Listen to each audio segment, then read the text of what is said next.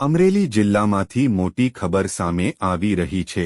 લાઠી તાલુકાના ચાવડ ગામ નજીક જાન લઈને જતી બસ અચાનક પલટી મારી ગઈ હતી। મળતી માહિતી મુજબ બસ ભાવનગરથી જામનગર તરફ જઈ રહી હતી અને પરત ફરતી વખતે અકસ્માત સર્જાયો હતો।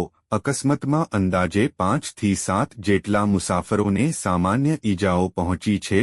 ઘટનાની જાણ થતાં જ સ્થાનિક લોકો અને તંત્ર તાત્કાલિક ઘટના સ્થળે દોડી આવ્યા હતા અને ઈજાગ્રસ્તોને નજીકની હોસ્પિટલમાં સારવાર માટે ખસેડવામાં આવ્યા હતા। સદનસીબે કોઈ જાનહાનિ નોંધાઈ નથી, પરંતુ અકસ્માતના કારણે વિસ્તારમાં થોડીવાર માટે અફરાતફરીનો માહોલ સર્જાયો હતો।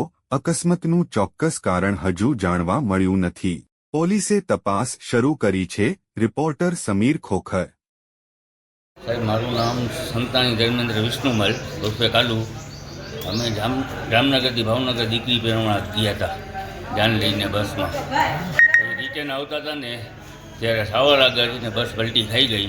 4-5 જણાને લાગ્યું છે, નોર્મલ છે। એક ભાઈને થોડીક વધારે ઈજા છે, એને અમે અમરેલી લઈ જઈએ। અમે આવતા હતા અહીંયાથી અમારામાં લઈને છોકરીને જ્યારે આવતા હતા તો બસ ઉલટી મારી। કઈ જગ્યાએ? અહીંયા સાવન ગામ, શું ગામડું સાવન ગામ છે ત્યાં।